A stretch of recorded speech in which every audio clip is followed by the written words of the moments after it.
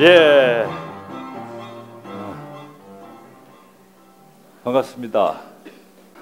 제가 오늘 준비한 제목은요, 한국적 몸짓의 인류학입니다. 제가 다른 배우들과는 다르다, 이런 이야기를 하려고 제가 나온 게 아니라, 우리 마임과 서구의 마임은 다르다. 그 다르다는 것을 그저 주장하는 게 중요한 게 아니라 내 경험을 통해서 그 다른 것을 알게 됐고 그 내용이 중요한 것이다. 그 내용을 좀 오늘 같이 나누고 싶어서 이렇게 나왔습니다. 근데 마임도 이제 보편적 언어가 돼서 신체 언어를 통해서 어떤 의미를 전달하는 것을 다 마임이라고 합니다. 그럼 우리나라 조상들도 그런 짓을 했죠, 그죠? 그리고 그리스의 제사를 지내는 사람을 마임이라고 했다면 우리나라로 치면 무당입니다. 그리고 굿이 마임일 수 있는 거죠. 예, 현대에서는 의미가 좀 다르겠습니다만, 그래서 이렇게 갔습니다. 일본의 가부키 무대, 500년 된 가부키 무대라는데, 제가 거기서 가부키 귀신도 만나고 참 일이 많았습니다. 그러나 어쨌든 공연을 성공적으로 했습니다. 성공적으로 했다는 뜻은 2년 전에 그 토론에 대해서 제가 부채의식이 있었는데, 이제 그 친구들 오면 어떻게 제대로 보여줘야 될 거 아닙니까? 그래서 제가 1시간 동안 고민을 해서 이전에 이렇게 하얀 칠하고 하던 거를 한국적인 것으로 바꾼 경험을 오늘 말씀을 드리려는 겁니다. 근데 그 말로 계속 하기보다는 좀 보여드리고 진행하도록 하겠습니다.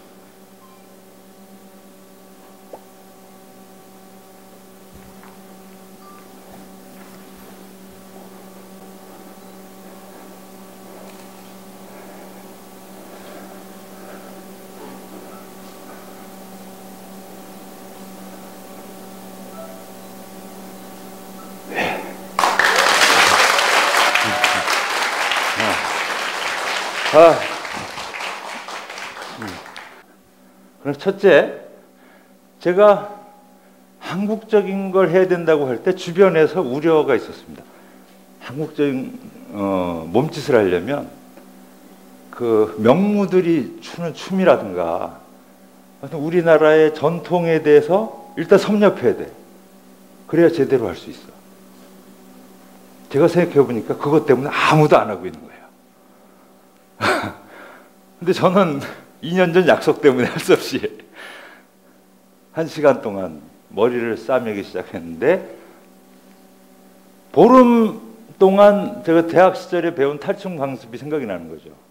그때 이렇게 뭐 외사위 뭐 이런 걸 하는데, 멀리 보려면 이렇게 보죠. 근데 다리도 듭니다. 이렇게. 그렇죠. 근데 서양은 다리를 안 들어요.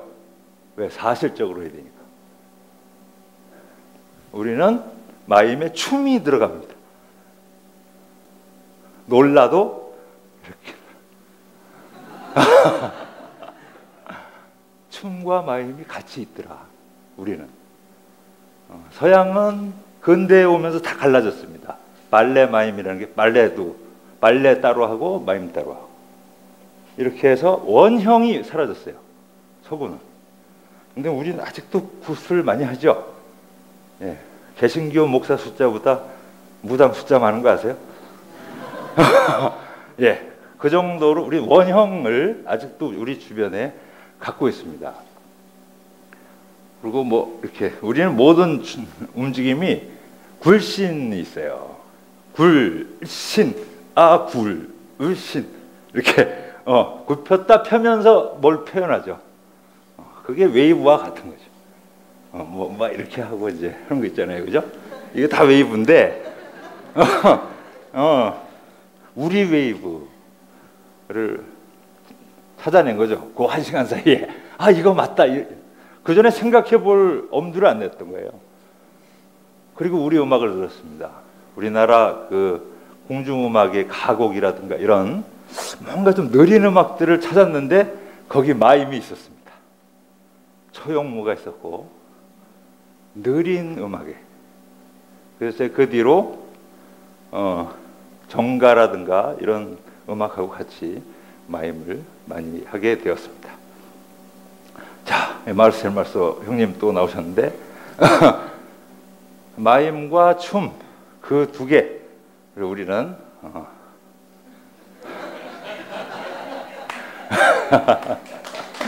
예. 자, 이게 세계인들이 보고 있는 거라 굳이 이거를 좀 골랐는데 제가 사실 이 얘기를 하려고 여러분들하고 오늘 만나고 싶었던 겁니다. 기운 쓰는 법, 이거를 제가 그동안 어느 정도 정리를 하게 됐습니다. 이걸 저 혼자 갖고 있을 수가 없어서 서양에서는 특히 마임에서는 센터 오브 바디, 체스트, 헤드 이렇게 나눕니다. 그래서 이 세 가지를 어떻게 쓰느냐, 예? 가슴을 내미느냐 안 내미느냐에 따라서 표현이 달라진다는 거죠. 마찬가지로 골반 뭐 등등. 그런데 우리나라는 보세요. 우리나라만이 아니죠. 중국, 일본 다 단전이라고 하는 것을 중요하게 얘기합니다. 몸의 세 가지 중심. 이 세 가지 중심에서 모든 게 나오는데 뭐냐면 기운입니다. 기운이라는 말은 기가 막힌 말입니다. 한자어가 아니에요. 우리말인데 마음과 몸을 다 아우르는 힘을 말해요. 이게 세계적으로 없어요. 이런 언어가. 비슷한 게 스타워즈에 나오는 포스 뭐 이런 그 정도. 걔네들도 없으니까 이제 그런 말을 쓴 건데, 자, 우리 일상의 말을 통해서 제가 찾아내기 시작했습니다. 첫째, 하단전을 내 기운을 모아서 쓴다. 뭐라고요? 애를 쓴다. 애는 창자의 옛말입니다. 창자의 기운을 모아서 쓰는데 뭐냐? 힘의 원천. 그래서 기계적인 움직임을 할 때 쓰는 힘, 이것이 알에서 나옵니다. 근데 동시에 이 피지컬한 것만 아니라 사이콜로지컬하게 감정, 모든 감정이 여기서 나옵니다. 오래 웃으면 배가 아프죠. 사촌이 땅을 사도 배가 아프죠. 다 여기서 예, 그래서 애라는 기운 하나에 우리가 어떤 감정을 갖고 있지 않고 열심히 일하는 것은 문제가 있는 거죠. 그렇죠? 예. 자, 두 번째 보겠습니다. 예. 이 명치 위에 부분을 살짝 뒤로 제껴보세요. 그리고 명치를 눌려보면 딱딱해집니다. 이게 용을 쓴다. 처음 하셨죠, 그죠? 용이란 용솟음 친다는 말. 그러니까 위로 솟구치는 중력과 반대되는 힘을 갖는 겁니다. 팔을 올려보시면 팔이 가볍습니다. 용을 쓰고. 용을 빼면 팔이 무거워집니다. 그래서 용은 뭐 할 때 제일 중요하냐면 춤출 때 제일 중요해요. 용을 쓸 줄 모르는 사람은 춤을 못 춥니다. 팔이 안 올라가요. 용을 쓰면 그냥 자동으로 올라가요. 그런데 그것이 의지와도 관계가 된다는 거죠. 용기. 마음을 먹고 무엇을 하다가 용을 쓰는 것입니다. 그래서 새로운 일을 할 때는 용을 써야 됩니다. 제가 마임을 하는 사람이 오늘 나와서 말을 하려고 그러면 용을 써야 돼요, 제가.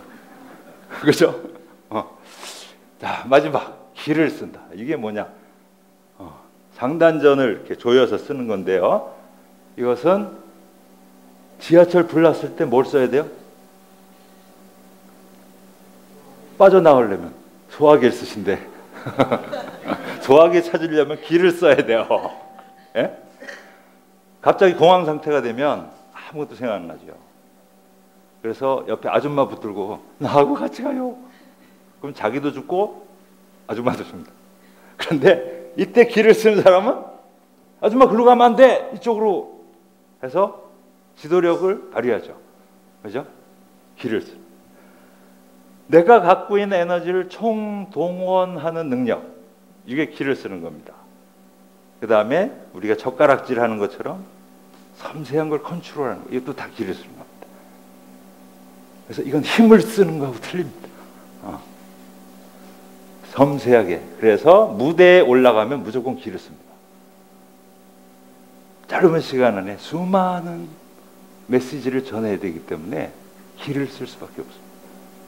컨트롤. 그리고 기를 쓰고 있어야 상상할 수 있습니다.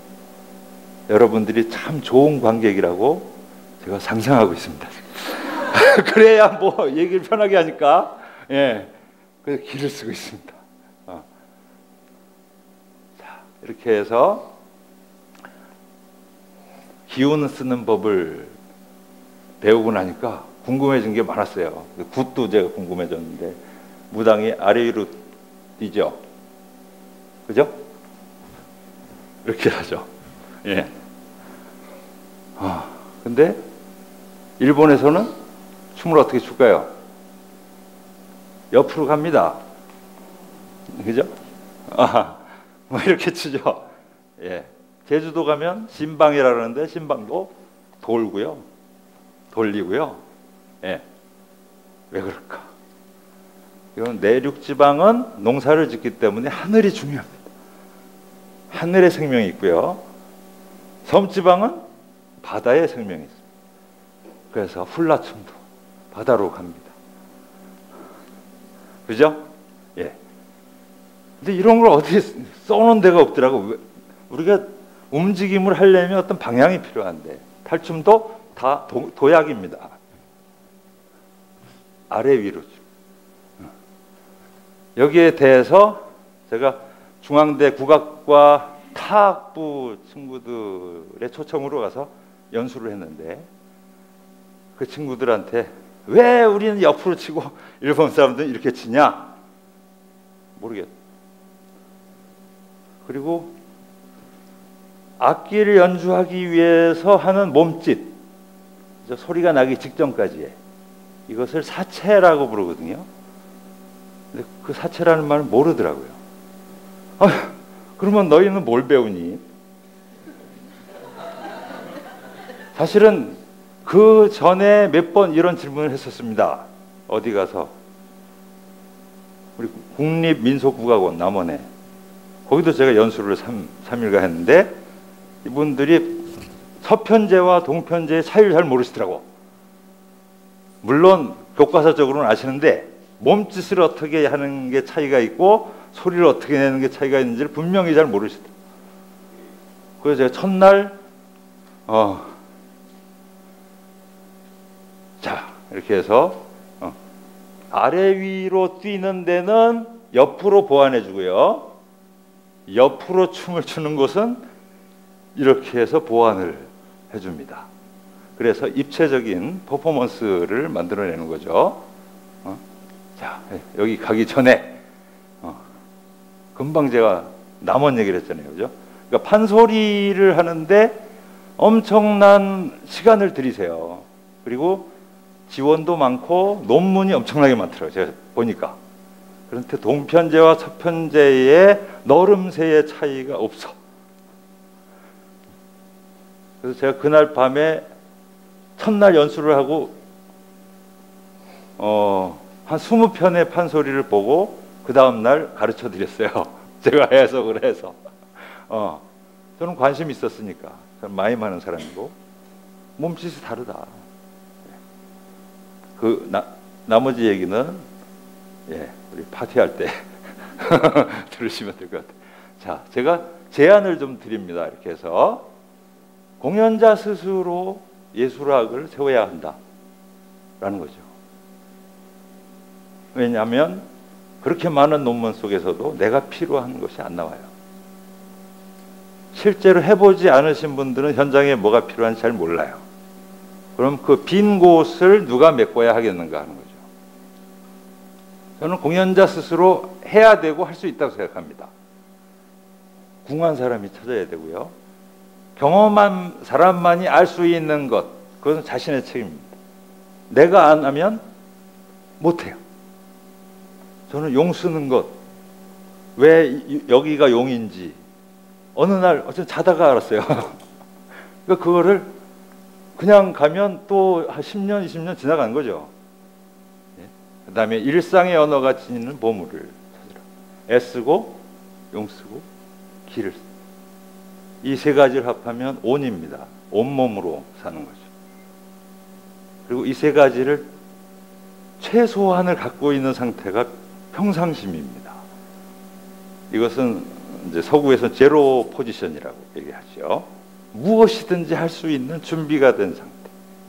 그런 것들을 내가 경험했으면 그것을 밝히려고 노력을 해야 된다는 거죠. 일상 언어로 세운 지식은 보다 많은 사람에게 도움이 됩니다. 제가 마임 강습을 할 때 헤드, 체스트, 센터 오브 바디 이렇게 할 때는 별로 재미도 없어 하지만 잘 이해를 못했어요. 근데 애쓰고 용쓰고 기쓰고 하니까 그거 우리 맨날 쓰던 말이고 애쓴다는 건 고생한다는 뜻이고 용쓴다는 건 뭘 해보려고 하는 거고 이 원리를 다 알겠더라는 거죠. 우리 말 속에서 그런 지금 필요한 것들을 한동안 필요 없어서 잊어먹고 있는 게 있어요. 산업사회에선 노동하기 위해서 몸을 썼기 때문에 내버려둔 말들이 있습니다. 그걸 다시 회복하는 그런 일들을 일상 언어를 통해서 할 수 있지 않을까. 앞으로 마임도 많이 사랑해 주시고 온몸으로 살아가시기를 바라겠습니다. 감사합니다.